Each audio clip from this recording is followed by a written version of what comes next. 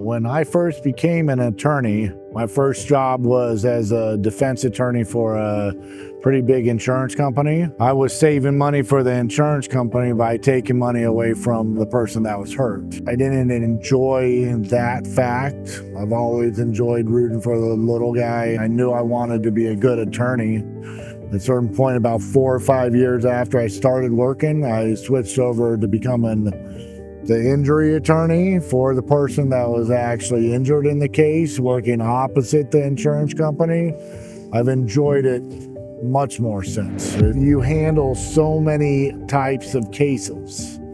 So it's not a case that you would necessarily choose when you're working for the insurance company. Someone else has filed a lawsuit. You now have to defend that case.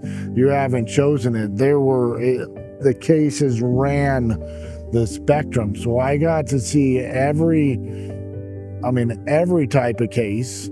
I also got to see how the insurance companies responded to all of those types of cases. I was born for litigation. I like the courtroom setting.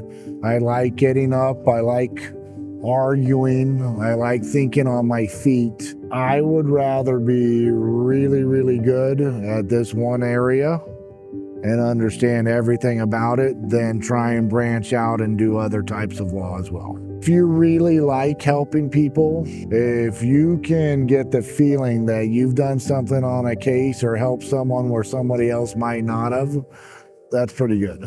When I was with the insurance company from day one, I was, as an attorney, admin, paralegal, attorney. I did basically everything, and we had, I think by the time I was done with my first year, I had 50 litigation cases that I was handling all on my own, and there really was no support. So you were working constantly. I billed way too many hours. I worked way too hard.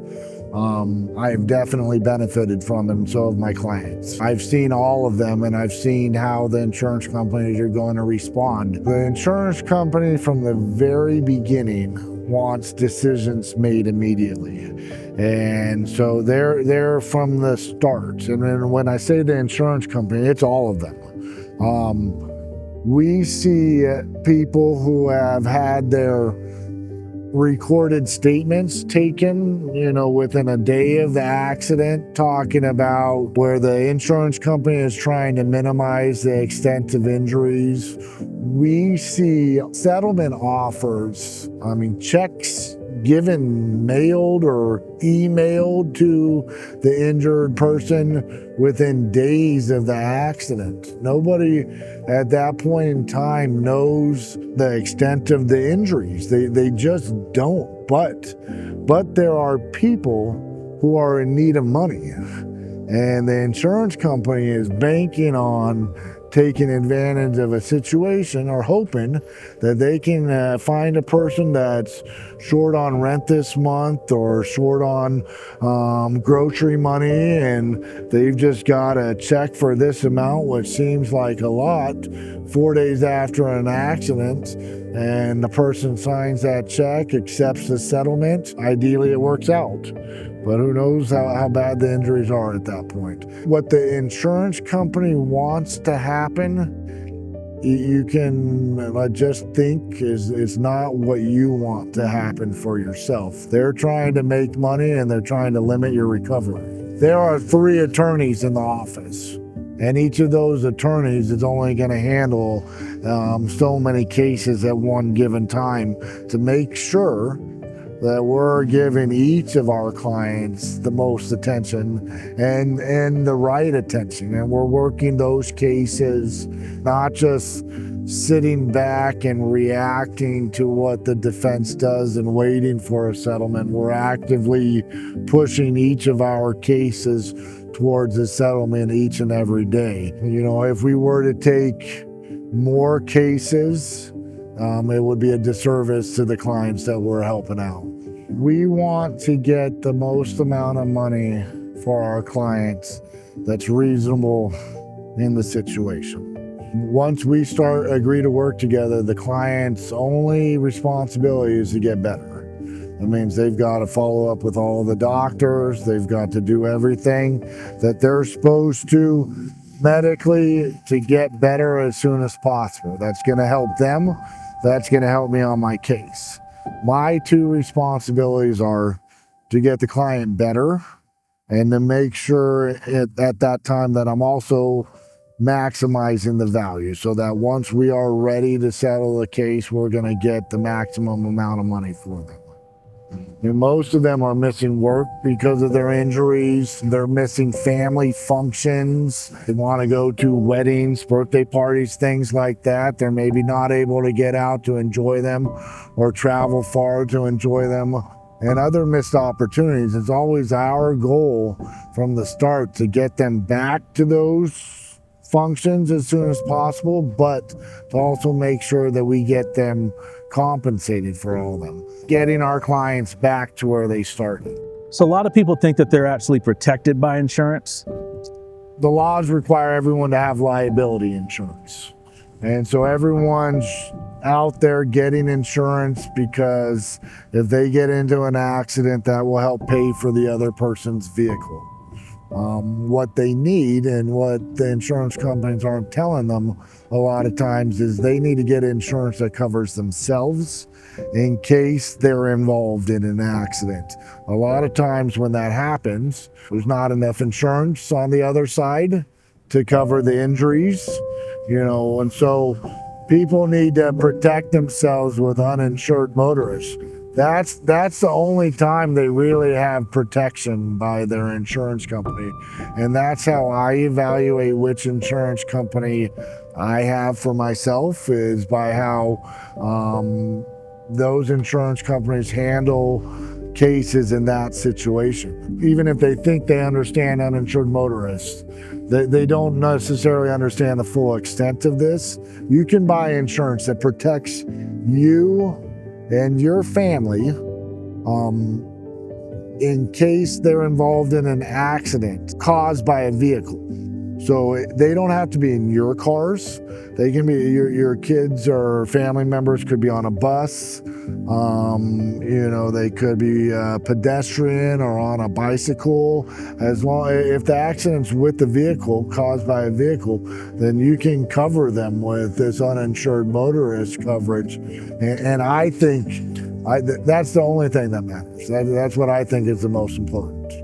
Talking about hospitals and medical bill practices, how does that add to the stress and the injustice that clients experience? Somebody goes by ambulance to the hospital and then has any type of hospital stay as a result of the accident. Now they're facing two bills. Hopefully they have insurance that's going to assist, but they've got co-pays and whatever else, but they will get bills in the mail and they've done nothing wrong, and all of a sudden they start getting medical bills. For a person who's hurt, not working potentially, has done nothing to get hurt themselves, it's someone else's fault, to all of a sudden start getting medical bills. We like to think people are set up with savings and, they have months and months of the ability to go through this without it really affecting them. But people need to work. This stuff really affects them. Yeah. I've heard that ambulance rides are like in the tens of thousands. Is that correct? No.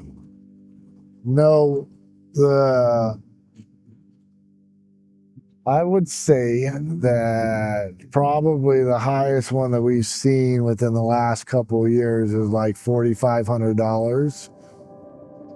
As I mentioned last, ideally there's insurance that steps in and pays it. We're having some issues with ambulance companies refusing to accept insurance at this point and hoping to get paid by the case, which now they're asking for full amounts as opposed to it running through insurance. But Most of the time the bills are $1,500 to $2,500. If they start increasing from that amount, that's where one of our bicycle clients has been on a long bike ride out in the middle of nowhere, and there's a 50 or a 60-mile ambulance ride to the hospital, and the mileage all of a sudden increases everything quite a bit. Have you seen cases where someone's life was turned upside down, not just by accident, but by the process that came after the accident? What a person that's injured is confronted with in a case, every single time, is accusations of not being truthful. They're embellishing their injuries, and the insurance company is kind of throwing anything they can for the entirety of the case up against the wall. And for someone who is hurt, and the case is really legitimate, to have the insurance company and the defense attorney constantly questioning whether or not they're telling the truth and pointing to, things that really don't matter as something to support their positions. It's tough for them. It's tough to see it as well. We're sometimes in fights that last 5 years with people like that are going through constant, she or he didn't get injured in the accident, or they're lying about their injuries, whatever it is. But we deal with it on every single case. They can just progress and get worse and worse and worse. You could have practiced anywhere. Why did you choose Temecula? I set up shop about 15 years ago. Temecula basically has it all. It's a melting pot of people. We're close to San Diego, close to Riverside, close to Los Angeles. We're close enough to the beach. We've got access to lots and lots of biking trails. I personally really enjoy working on my Jeeps, and this is a great location for off-roading and all things of that nature. It's just a wonderful place to raise a family. What do you love most about serving this community? I like to help.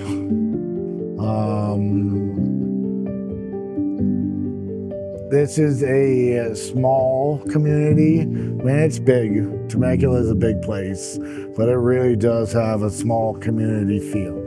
And people like it